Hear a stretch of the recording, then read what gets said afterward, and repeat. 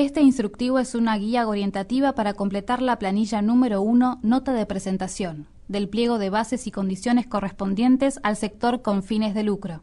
La nota de presentación está dirigida al señor presidente del directorio de la Autoridad Federal de Servicios de Comunicación Audiovisual y declara que la presente documenta la propuesta efectuada por... Aquí deberás ingresar tu nombre y apellido en caso de presentarte como persona física. Si es una empresa, tendrás que indicar la razón social, es decir, el nombre de la persona jurídica con fines de lucro, por ejemplo, el nombre de una sociedad anónima o sociedad de responsabilidad limitada, que se presenta al concurso. El casillero en el concurso público número debe ser completado con el número que identifica el concurso al cual te presentás como oferente. Para saber qué número de concurso te corresponde, deberás buscar en la resolución de llamado a concurso público el cuadro donde se especifica un número de concurso según la provincia, localidad y sector, con fines de lucro comercial en este caso. Es decir, deberás buscar el cuadro correspondiente al sector comercial y dentro de él el número asignado al concurso en la provincia y localidad en la que te vas a presentar. En los siguientes espacios en blanco tendrás que anotar en qué localidad y provincia te presentás a concursar. La localidad y la provincia deben corresponder con el número de concurso que indicaste en el punto anterior. En el párrafo siguiente tenés que declarar un domicilio legal.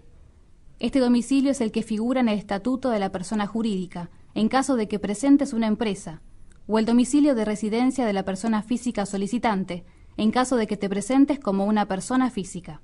Deberás indicar la calle, el número, el piso y el departamento, en caso de corresponder, y la localidad y provincia donde se encuentra. A continuación, se solicita un domicilio constituido. Es importante que tengas en cuenta que el domicilio constituido es donde recibirás todas las comunicaciones vinculadas con el concurso al que te presentás, por lo que es fundamental que estos datos sean correctos.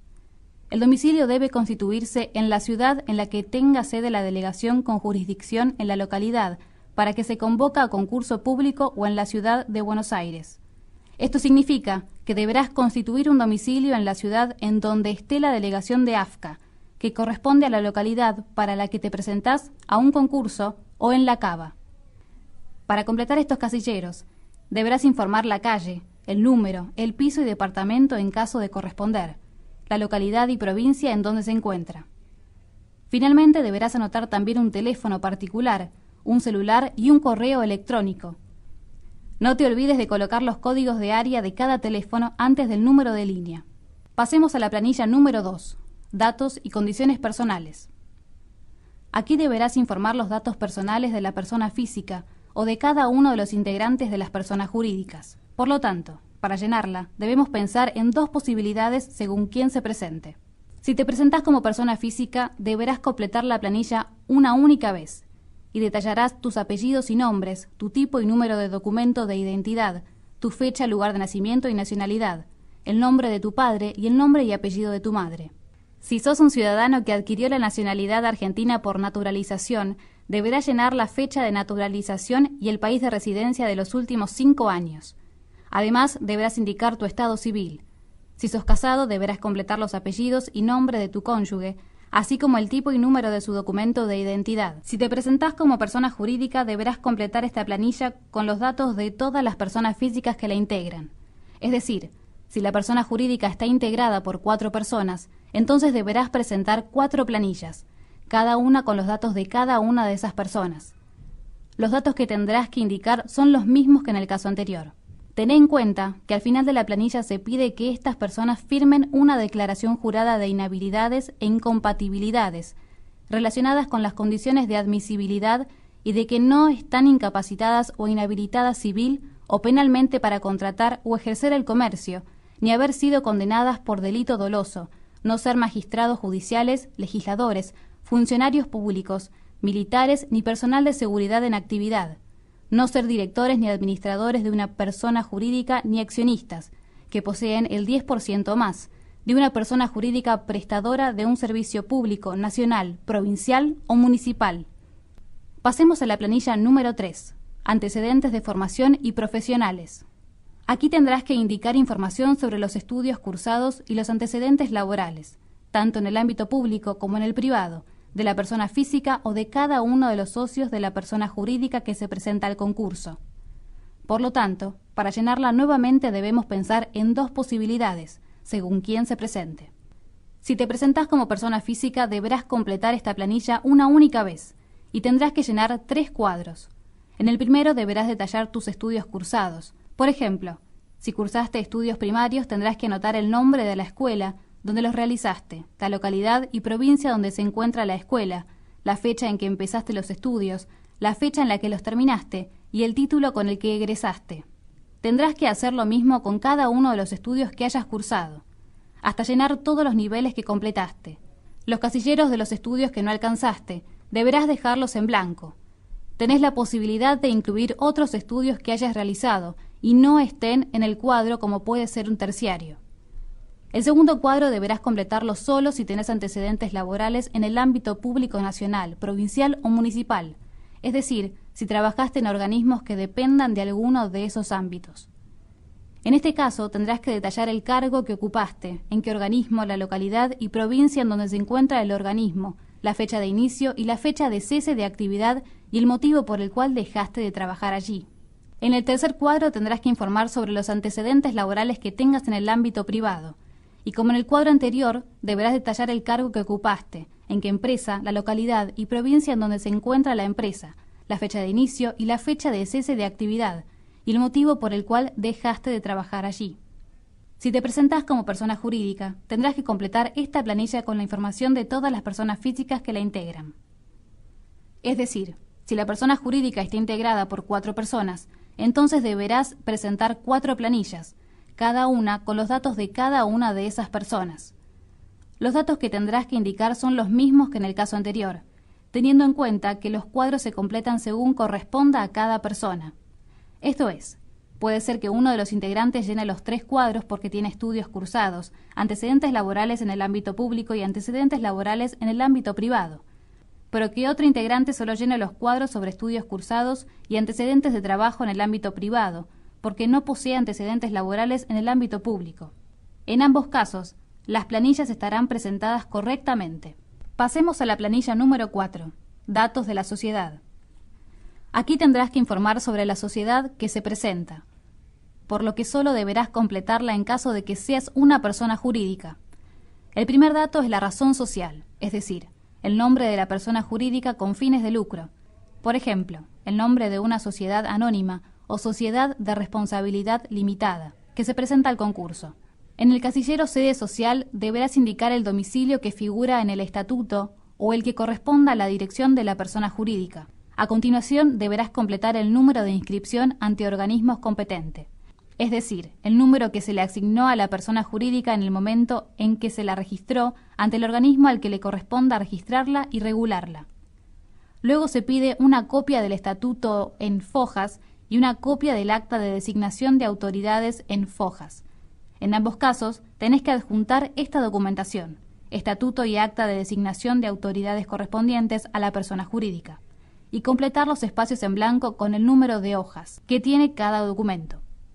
Por ejemplo, si el estatuto tiene 6 hojas, completarás copia del estatuto en 6 fojas, o sea, vas a agregar el número 6 en el espacio en blanco, o si el acta de designación de autoridades tiene 15 hojas, agregarás 15 en el espacio en blanco.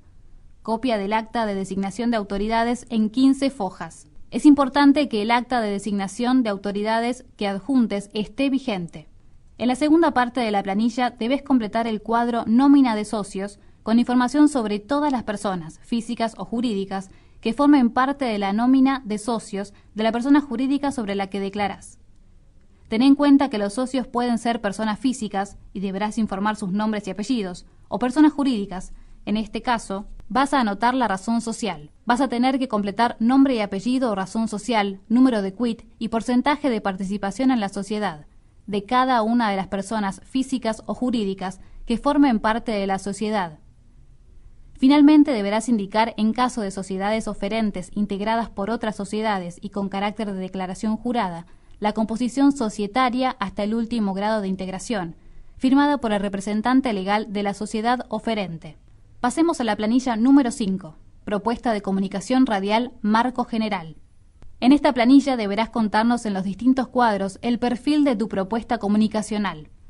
En el primer cuadro tenés que seleccionar solo una opción, la que refleje el perfil general de la propuesta que presentás. Puede ser informativo, periodístico, entretenimiento, musical, educativo, cultural u otros. En este caso, deberás escribir cuál. Por ejemplo, deportivo. Ten en cuenta que solo marcás una opción, la que mejor explique de qué se trata la mayor parte de la programación. En el segundo cuadro vas a encontrar características que pueden o no ser parte de tu propuesta. Tenés que revisar cuáles de estas se relacionan de manera particular con la programación que presentás. Podrás marcar hasta 3 características. En el tercer cuadro deberás escribir con tus propias palabras a qué tipo de audiencia se dirige la programación que presentás. Si la propuesta es para todo público, escribilo de ese modo. Si es para un grupo de la población determinado, contanos cuál. Pasemos a la planilla número 6, contenidos musicales e interacción con la audiencia. Esta planilla tiene 3 cuadros. Recordá que los porcentajes que anotes en ellos tienen que corresponder con lo que establece el artículo 65 de la ley número 26.522. En el primero deberás informar sobre el origen, o sea, la nacionalidad de la música que emitís, o tenés pensado aproximadamente emitir. Allí tenés que completar qué porcentaje les asignás a la música de autores o intérpretes argentinos y a la música de autores o intérpretes extranjeros.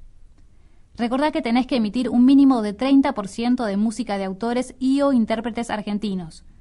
La suma de estos 2 porcentajes es el total de tu programación musical, es decir, el 100%.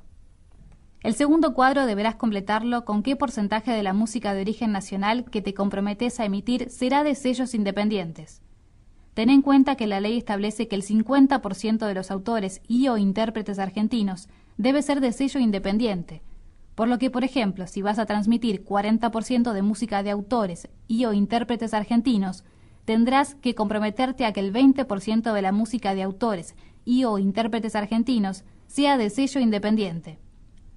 En el tercer cuadro deberás indicar de qué manera te relacionás o tenés previsto relacionarte con tu audiencia. Podés marcar todas las opciones que expliquen cómo el oyente y la radio se relacionan en tu propuesta de programación. Pasemos a la planilla número 7, grilla de programación compromiso. Esta planilla tenés que completarla con la grilla de tu programación, indicando nombre y horario de los programas. Si el servicio está operativo, ya tenés esta grilla. Si todavía no lo está, tendrás que crearla. Para esto debes tener en cuenta cuántas horas estarás en el aire y cómo distribuirás el tiempo entre los distintos programas. Si aún no decidiste el nombre de cada programa, simplemente indica de qué se tratará ese espacio de programación con una palabra, género o tipo de programa, por ejemplo, informativo, musical, etc. Recordá que el total de horas que anotes en la grilla será tenido en cuenta para calcular todos los porcentajes en la evaluación de la propuesta. Además deberás presentar la descripción de cada programa. Ten en cuenta que para esto no completarás una planilla, sino que deberás acompañar la planilla 7 con una breve descripción de cada uno de los programas o espacios de programación que forman tu propuesta, de la manera que prefieras. Es importante en esa descripción contarnos los contenidos que serán parte de los programas. Por ejemplo, se trata de un programa informativo con noticias locales, regionales, nacionales e internacionales. Los oyentes participan con inquietudes de la zona. Se presentan micros de salud y prevención de adicciones. Se incluye la cartelera de espectáculos acompañado por música. Pasemos a la planilla número 8, origen de la programación. En esta planilla vas a encontrar 4 columnas y sus divisiones. La primera, espacio de programación. Tendrás que completarla con el nombre de los programas o espacios tal cual los indicaste en la grilla de la planilla 7. En la segunda columna, al lado de cada programa deberás indicar el total de horas semanales que se emitirá ese programa. Por ejemplo, si el noticiero es diario de lunes a viernes y transmite 2 horas por la mañana y 2 por la tarde, vas a escribir 20 horas. La tercera columna es el origen de la programación y la pregunta que corresponde a esta columna es ¿dónde se produce este programa? Si el programa es de origen nacional, es decir, que se produce en la Argentina, lo vas a indicar con una cruz. De todos los programas de origen nacional, tenés que determinar cuáles se producen en la localidad donde está o va a estar situada la emisora, por tu radio o por una productora local. Estos también los vas a indicar con una cruz en la columna local. O sea, puede haber programas solo nacionales, nacionales locales, y los que no son ni nacionales ni locales, extranjeros. Estos no se señalan. No podés marcar un programa como local si no lo señalaste también como nacional.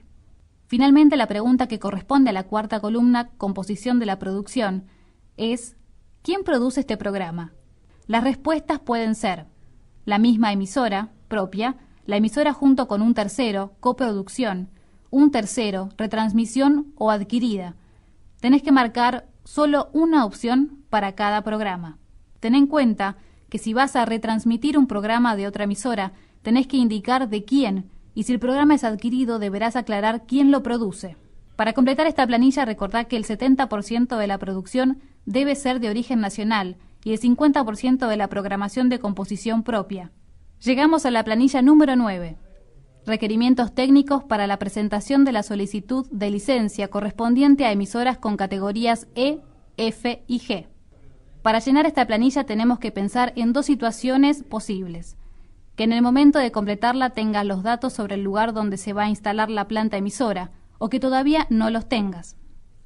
En la primera situación, es decir, si conoces el domicilio de la planta emisora, tenés que indicar la calle, número, código postal y, de ser posible, entre qué calles. Si el domicilio no se puede expresar en calle y número, vas a anotar la ruta y el kilómetro donde se encuentra. Si tampoco se puede completar esa información, tendrás que indicar el paraje y el código postal. Luego se pide que indiques las coordenadas de dónde estará ubicada la planta transmisora en grados, minutos y segundos. Para completar esta información, podrás utilizar el programa Google Earth. En la segunda situación, o sea, si no está definido el domicilio de la planta transmisora, tendrás que completar solo las coordenadas geográficas genéricas de la localidad para la que concursás. Ten en cuenta que las podés encontrar en la convocatoria de llamado a concurso. Luego, si el servicio está operativo, tenés que completar la frecuencia en la cual estás transmitiendo actualmente. Por último, debes completar la frecuencia que pretendés, es decir, dentro de las frecuencias disponibles publicadas en la convocatoria de llamado a concurso público, cuál es la frecuencia favorita o pretendida para transmitir. Finalmente, llegamos a la planilla número 10. Propuesta de inversión resumen valorizado por ítems. Esta planilla deberás completarla con la propuesta de inversión que te comprometés a realizar en la emisora en caso de salir adjudicado. La primera columna deberás completarla con el ítem en que invertirás y en la de al lado el valor del mismo. Al final de la planilla tendrás que indicar el total de la inversión comprometida. Recordá que todas las planillas tienen que estar firmadas como se indica al pie. En el pliego de bases y condiciones para el sector con fines de lucro tenemos 3 anexos, los que deben ser completados por un contador o contadora y estar debidamente certificados por el colegio profesional respectivo. Veamos de qué se tratan. Anexo A. Certificación contable sobre situación patrimonial, solo para personas físicas. Supongamos que la persona física se llama Juana Díaz. En el encabezado donde dice señores, el contador o la contadora tendrá que indicar a quién está dirigida la certificación. En nuestro ejemplo, Juana Díaz. En el punto 1, información objeto de la certificación, deberá completar los nombres y apellido de la persona oferente. En nuestro ejemplo, Juana Díaz. Su quit, si la persona física trabaja en forma independiente, o quil, si trabaja en relación de dependencia, y su domicilio legal. En el punto 2, tarea profesional desarrollada, la contadora o el contador certificante tendrá que detallar la documentación que utilizó para poder aseverar que, por ejemplo, Juana Díaz acredita capacidad patrimonial suficiente y el origen de los fondos. Un ejemplo puede ser declaraciones juradas del impuesto a las ganancias y sobre los bienes personales correspondientes a los 2 últimos períodos, inversión declarada, realizada y a realizar, e informe de dominio de los bienes registrables. En el punto 3, certificación, tendrá que repetir el nombre de la persona, en nuestro ejemplo, Juana Díaz, y completar con la fecha en la que hizo el análisis de la documentación y el origen de los fondos. En el punto 4, información adicional requerida por disposiciones legales. El contador o contadora volverá a escribir el nombre de la persona, en nuestro ejemplo, Juana Díaz, para informar que no registra deuda. Es importante tener en cuenta que si tuviera deuda, deberá regularizar su situación para poder informar que no registra deuda exigible con el régimen nacional de seguridad social. Finalmente, donde dice lugar y fecha, deberá completar con el nombre de la ciudad o localidad donde se emite la certificación y la fecha en que se realiza. Pasemos al anexo B, certificación contable sobre situación física y previsional, solo para personas físicas. Supongamos nuevamente que la persona física se llama Juana Díaz. En el encabezado donde dice señores, el contador o la contadora tendrá que indicar a quién está dirigida la certificación, en nuestro ejemplo, Juana Díaz. En el punto 1, información objeto de la certificación, deberá completar los nombres y apellido del oferente. En nuestro ejemplo, Juana Díaz, su quit, si trabaja en forma de independiente, o quil, si trabaja en relación de dependencia, y su domicilio legal.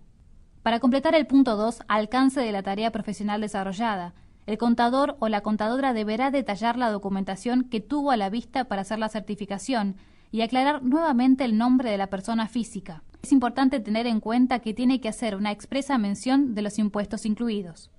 En el punto 3, certificación, tendrá que repetir el nombre de la persona oferente, en nuestro ejemplo, Juana Díaz, para informar que no registra deuda. Es importante tener en cuenta que si tuviera deuda, deberá regularizar su situación para poder informar que no es deudor moroso de obligaciones fiscales, previsionales y de la seguridad social, por los años no prescriptos a la fecha de extender la certificación.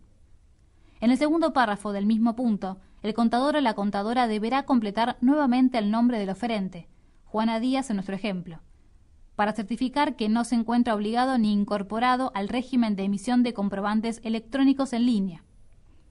Finalmente, donde dice lugar y fecha, deberá completar con el nombre de la ciudad o localidad donde se emite la certificación y la fecha en que se realiza.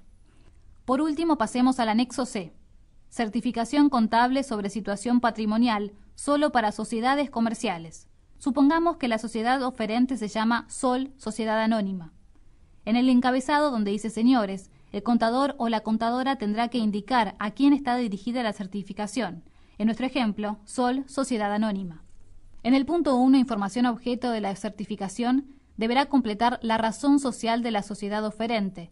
En nuestro ejemplo, Sol, Sociedad Anónima, su quit y su domicilio legal.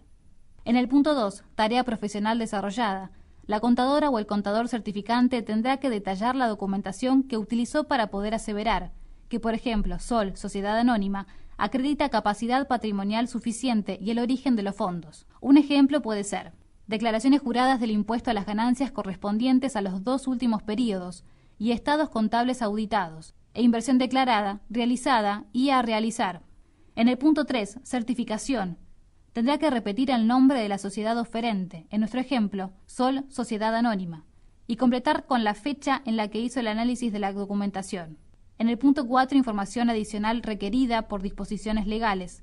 El contador o contadora volverá a escribir el nombre de la sociedad oferente. En nuestro ejemplo, Sol, Sociedad Anónima, para informar que no registra deuda. Es importante tener en cuenta que si la sociedad oferente tuviera deuda, deberá regularizar su situación para poder informar que no registra deuda exigible con el régimen nacional de seguridad social. Finalmente, donde dice lugar y fecha, deberá completar con el nombre de la ciudad o localidad donde se emite la certificación y la fecha en que se realiza. Recordá que cualquier duda que tengas o si necesitas más información, podés consultar la página web del AFCA, www.afca.gov.ar, o comunícate al 0810 222 6633.